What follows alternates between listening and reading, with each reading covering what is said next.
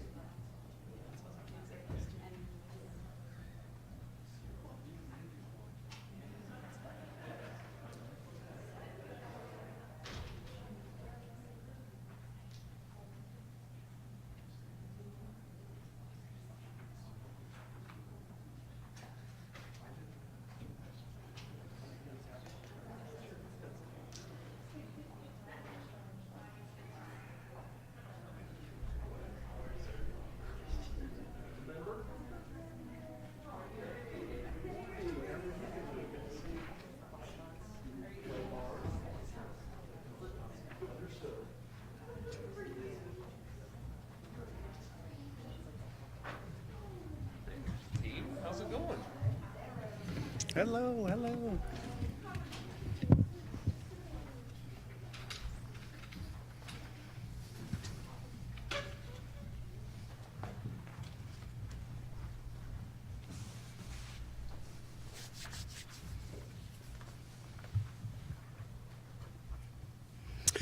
Good morning, everyone.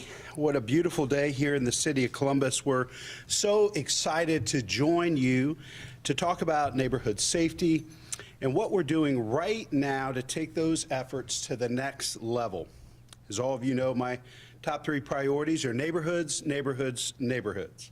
In fact, we're making great progress in ridding our neighborhoods of nuisance properties, which are breeding grounds for blight, violence, drug activity, and other criminal elements. But we're also going after shameful landlords and property owners who perpetuate these dangerous conditions.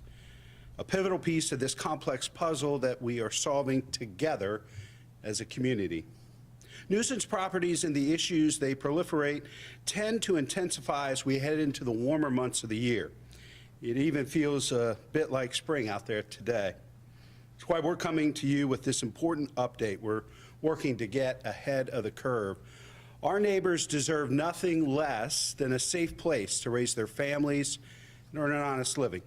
A strong social fabric that both reflects and lifts up their values.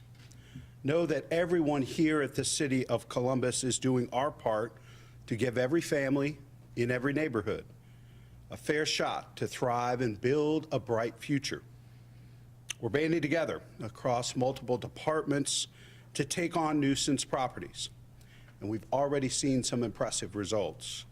From shuttering drug houses and derelict residences to prosecuting dangerous landlords, property owners, and business owners who jeopardize the health and safety of our neighbors, we're making a meaningful difference.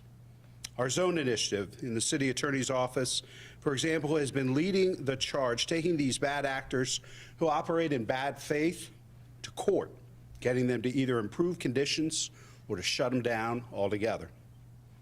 These cases are built on the work of dedicated professionals from the divisions of police and fire, as well as code enforcement, who serve on the front lines promoting the safety, security, and sanitation of homes, businesses, and structures all over our city. And as we've seen in recent years, our commitment doesn't end when we shut down a property or secure a court order mandating fixes, upgrades, or repairs.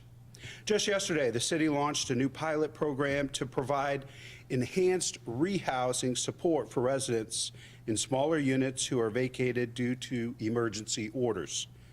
Meanwhile, we continue to provide a broad range of resources in emergency housing to ensure that tenants who are displaced from larger complexes like Latitude and Colonial Village are able to get back on their feet. This work is in a league of its own, the very definition of a collective community lift. And we couldn't do it without our partners at the county and throughout the local nonprofit sector, all of whom lend a vital and helping hand. I'm also grateful to our departments of development, public safety, and neighborhoods, who've been instrumental in coordinating the careful deployment of services at these sites, maximizing our combined impact under some unique and very difficult circumstances. Some of our neighbors in crisis, facing great odds. We're committed to continuous improvement, listening to the needs and concerns of our community, and being as purposeful and intentional as we can to be there with a solid, comprehensive response. To break down some of our recent successes and to give you all a preview of the new and expanded resources we're bringing to bear as a city, it's my pleasure to introduce our city attorney, Zach Klein. Thank you, Mayor. Thank you, Mayor Ginther. I appreciate it. And to the Chief and Ms. Barnes and Councilmember Favor, thank you for joining us today. When I ran for city attorney all the way back in 2017, if you can believe it or not, it was a priority, a campaign pledge of mine that we were going to double down and expand and continue to be aggressive on cleaning up Columbus's neighborhoods, because every family deserves a fighting chance to succeed, and every family deserves and expects to live next to a safe, sanitary place in a really strong neighborhood. Safe and strong neighborhoods are the heart of a world-class city, and Columbus is a world-class city. We've shut down drug houses that have been pouring narcotics onto our streets, gang houses where violence has emanated from. We've shut down bad businesses, violent places that have destroyed or tried to destroy our neighborhoods. And we've held every landlord that is running a subpar or substandard housing complex that's below code and not taking care of their tenants to task. And we've done that with our zone team. And I see our zone team here. Will you at least raise your hands? Because these are the lawyers and the social workers that are in the trenches every day. Every single day. And so my predecessor, Rick Pfeiffer, started the zone initiative all the way back in 2008. And it was a pilot program that was designed to be some part-time work for city attorneys to do on the side. I think they quickly realized that it is very much a full-time job. And what happened was we made a commitment, my predecessor, Rick, and then myself as the city attorney, to build upon that and continue to be aggressive, where every police zone, then 5, now 6 chief, has a lawyer embedded in that police zone to work with community leaders like Quay Barnes, to work with property owners, to faith leaders in those neighborhoods to help identify where the problem properties are, how we can get ahead of them, meet with the owners, and hold those people accountable for the violence or destruction they're trying to put on our neighborhoods and our neighbors who certainly do not deserve it and are trying to raise their family in a safe and secure environment. And so we've shut down and done a record number of filings since I've been the city attorney.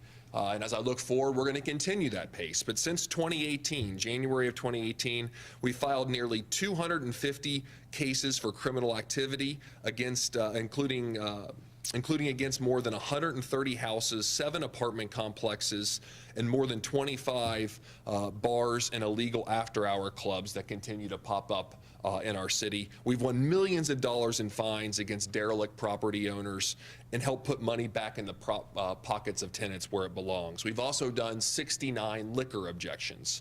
And we've seen that we filed more than 3,000 cases for code violations since 2018 to lift up our neighbors and the neighborhoods that they live in.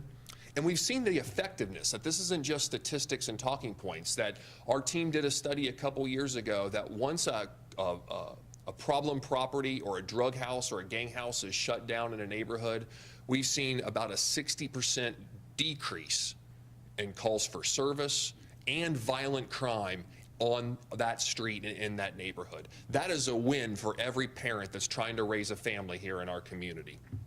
And I want to thank, like the mayor did, the Department of Development, specifically the Code Division. I see our friends from Code here. Will you please raise your hand too, because I want to acknowledge the great work that they're doing. Of course, our friends at the Division of Police and City Council, who helps fund the great work that we do. But this is a balance. This is a balance. At the same time that we're battling blighted properties, shutting places down and holding bad landlords accountable, we recognize that we're also in the midst of a housing crisis. So at the same time, we're investing in elderly residents, for example, to help them maintain their homes that they've owned for many years so they can stay in their homes. A common sense approach to lift up our families. As Columbus continues its historic growth, so too must our efforts to keep problem properties contained. And that's why we're making a number of announcements here today. First, while our zone attorneys, what previously known as the zone attorneys, may be familiar to area commissions and people plugged into local politics, the work touches a lot of different things. So we're rebranding the zone initiative to the Property Action Team. This rebrand, it better tells a story of exactly the work that these lawyers and social workers do in the trenches of our neighborhoods every day. They address problem properties and they take action to clean them up. Second, because as I mentioned, we're adding have added a sixth police zone, we're going to add a sixth lawyer to make sure that we maintain our commitment that there is a lawyer assigned to every police zone in the city of Columbus so that our neighbors, our community leaders, our block watch folks, they know exactly who to interface from the city attorney's office and liaison with the Division of Police and Code to hold bad landlords and bad property owners accountable. Third, we're adding a full-time social worker to better assess the needs of individuals in our community affected by the bad actors that are the bad property owners. Because it's just not enough to close down a property. We have to help those pick up the pieces. So they'll be joining some interns from The Ohio State University and expanding upon the partnership that we have with The Ohio State University College of Social Work, using the expertise we have right in our backyard to help families in need after a place is shut down. Fourth, we're planning to release an annual report to track our progress every year, to make sure the work that we're doing is reflective of the decreases calls for service, the decrease in crime, so that we know and we can tell the story to the taxpayers, the citizens of the people of the city of Columbus, why we're doing this important work. And finally, we know that most of our cases begins with community tips. So we developed and expanded resources to help educate the public about who the property action team is, why we have it, and how they play an important part of the solution. The people of the Columbus are the fuel of the property action team. It starts with a tip from you, the citizen, that then our property action team can work with code or work with the Division of Police to shut down problems in your neighborhood. But it starts with you, and we need your help. So we're going to provide you with the tools that are necessary so that you can help us deal with problem properties in your community. So we have a little video that we're going to roll at this time, and then the next speaker you'll hear is going to be our great Division of Police Chief Elaine Bryant.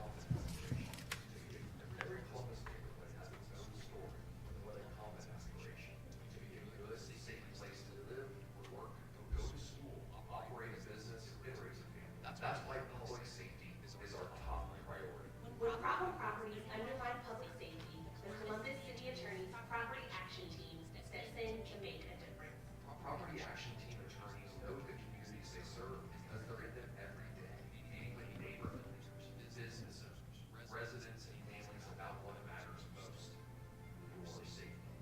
Property Action Team works closely with police, fire, public health, code enforcement, and community leaders to identify problem properties and find solutions that improve safety or strengthen neighborhoods.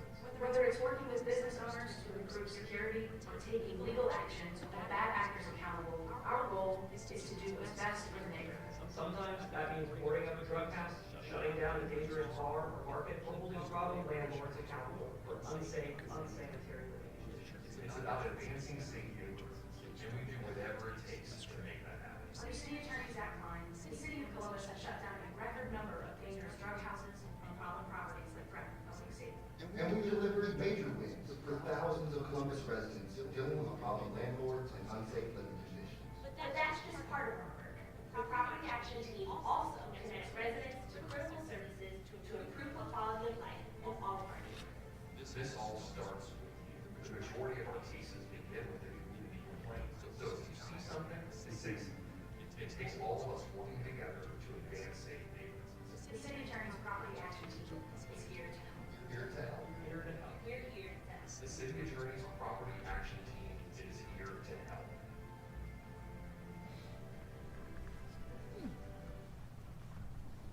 Great video. How do you follow that? Well, the Oscars are just on Sunday, so I don't know. No, thank you. Thank you, City Attorney Klein, Mayor Ginther. Our partnerships are important. So we're talking about city entities, we're talking about county, we're talking about our community partners. From a safety perspective, the Division of Police, we partner with all of our partners because we understand the ripple effect that problem properties have in our community, like the drug houses, unruly bars, which could lead to fights, gun violence, our derelict landlords, which can lead to unsafe and unsanitary and unlivable conditions, which can then also lead to crime. Cleaning up these problem properties is an investment in public safety and in our neighborhoods. The division, we receive complaints or tips. What do we do when we get those tips? We investigate, we gather evidence, and we work with the property action team to take the most appropriate course of action, which could be taking an owner to court to shut down the property, or it could be using our experience, if they choose, to work with them to improve safety and security of a site. We want to see businesses thrive. We want to see every house in our neighborhood contribute to the fabric of our community in a positive way. But we know that's not always the case. We know there are owners that will refuse to work with us, who don't consider public safety to be their responsibility. We have and we will continue to shut these properties down and board them up. We see that almost every time the city takes action against a drug house, violent bars, bad landlords, there's a reduction in crime and calls for service, just like the city attorney talked about. We will continue to work collectively to reduce crime, improve quality of life, and strengthen our neighborhoods. That's our pledge. And with that, I'll bring up Councilmember Faber. Thank you, Chief Bryant. First, I want to express my immense gratitude to Mayor Ginther and City Attorney Zach Klein for their vision and their leadership. Whether it's through passing expansive tenant protections, common sense gun legislation, or as a past attorney in this division, safety has and must continue to be a top priority for myself and for the city of Columbus. I know personally how effective the property action team is because I was once in their shoes. I served as a then zone attorney for what was Zone 5, which included downtown, the Near East Side, and the South Side areas of Columbus. And I've seen firsthand what this work means for residents and for families in Columbus's neighborhoods. When the city goes in and shuts down a drug house or takes a problem landlord or owners of dangerous businesses to court, we absolutely get results. Disrupting the flow of drugs into our streets, shutting down or revoking liquor licenses or violent establishments, and drawing a line in the sand on deplorable living conditions have a real positive effect on the quality of life in our neighborhoods. Eliminating blight gets to the heart of protecting public safety. City Council is proud to support the collaborative work across the city to take on these problem properties, from the police work that gathers evidence to investing in code enforcement, public health, and critical services to keep property owners honest and providing for the welfare of our fellow residents when times get tough. At Council, we have made a commitment to the former tenants of Latitude 525 and Colonial Village, making sure that they have what they need to get back up on their feet, and simply because it's the right thing to do. These folks have had their lives upended through no fault of their own, but at every step of the way, the city, the county, and community and corporate partners have stepped up to go above and beyond what's customary in other cities. The mobilization of these resources and commitment to going the next step beyond just shutting down a property is what sets Columbus apart and why we're up here today, so excited about the future of our collaboration in this space. With that, it is now my honor to introduce a fierce community advocate, Ms. Quay Barnes, who currently serves as the Community Outreach Director for the Mid-East Area Commission.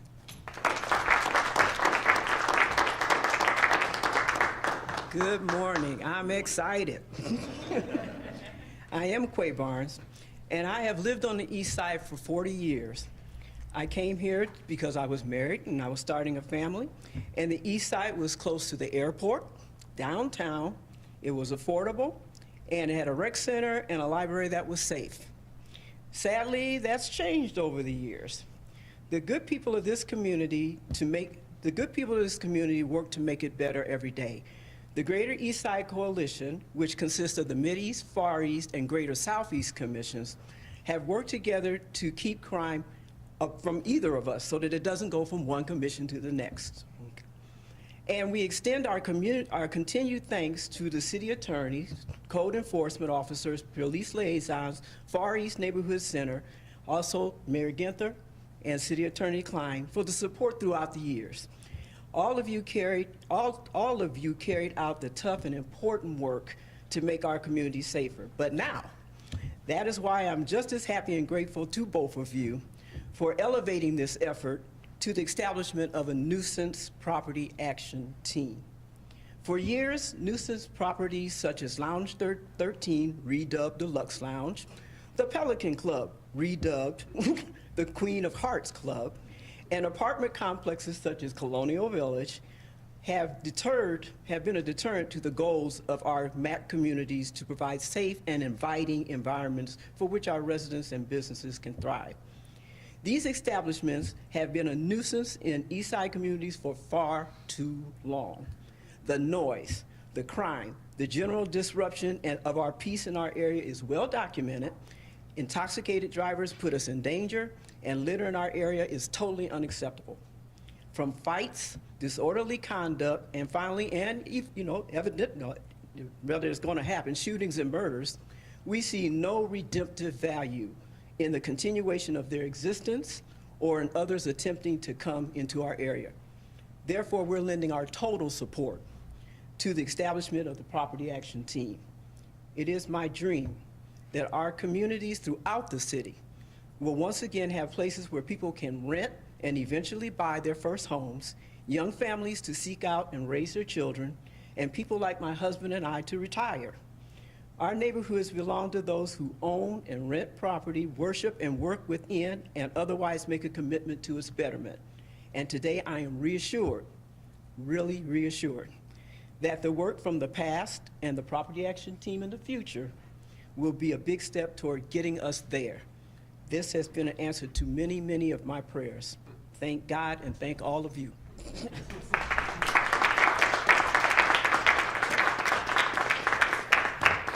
Thank you, Ms. Barnes. You have my commitment that we've laid terrific groundwork over the past 7 years, filing record numbers of cases, and we're just getting started for the future with the partnership with council, the community, police, the mayor's office, development.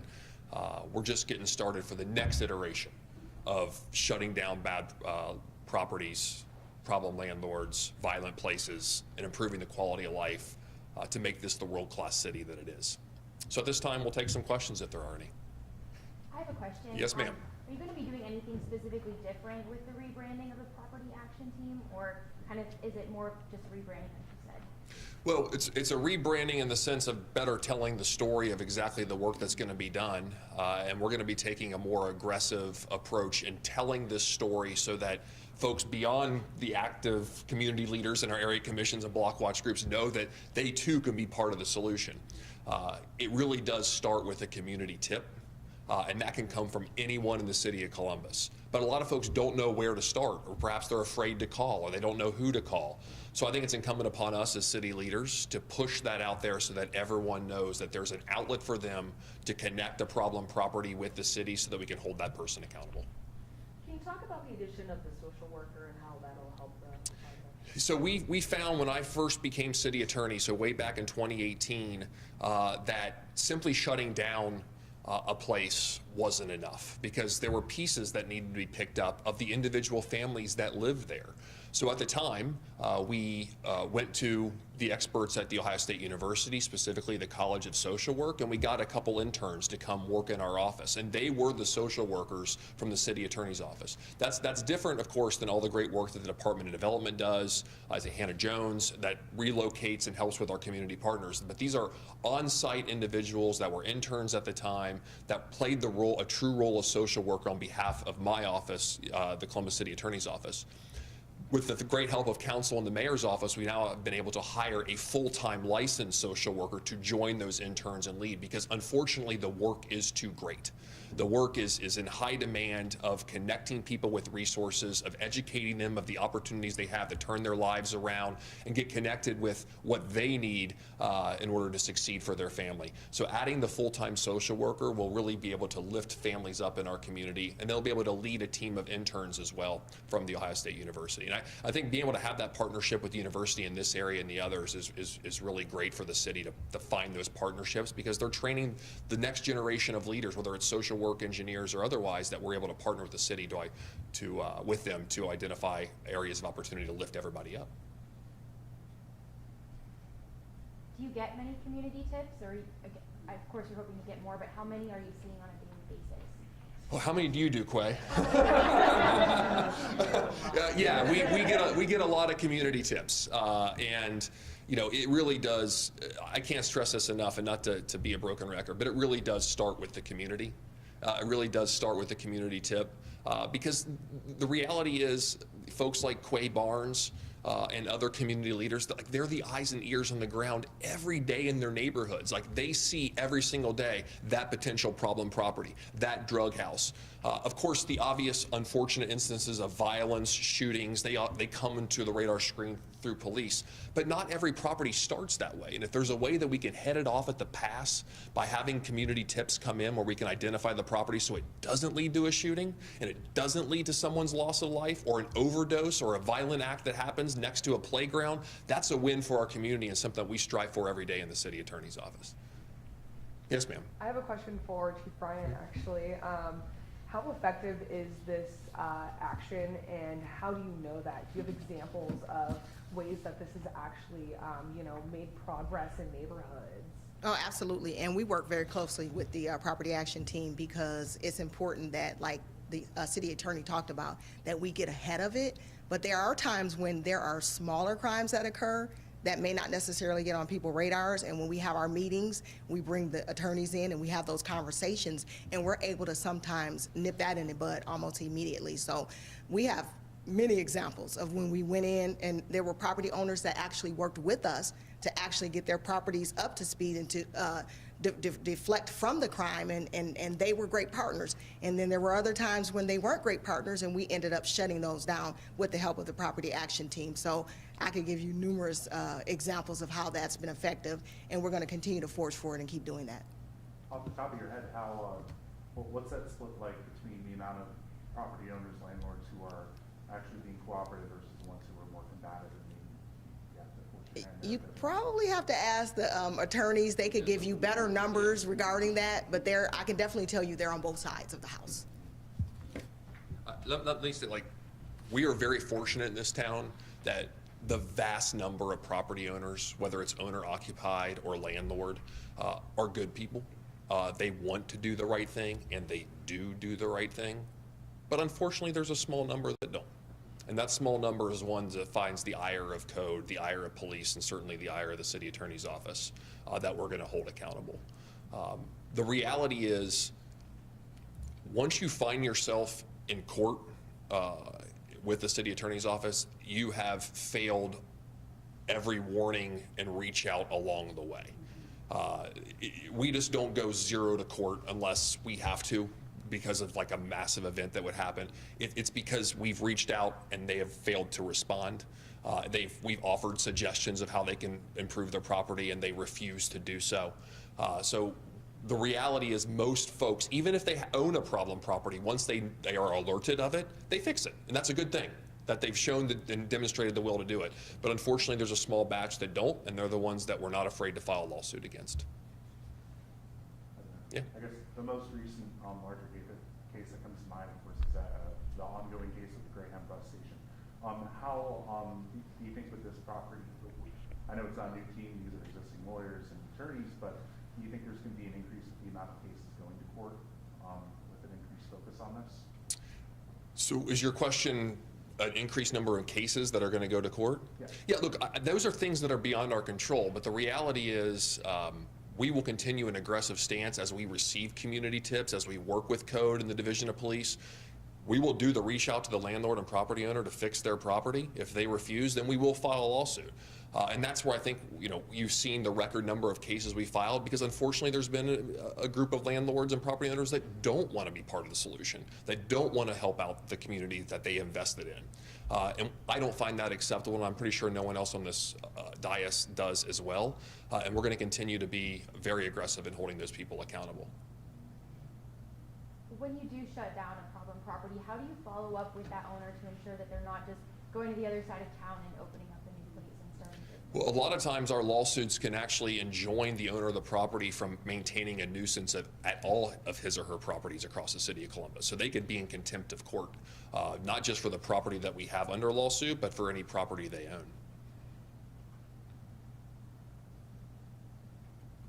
One more question? Are we good?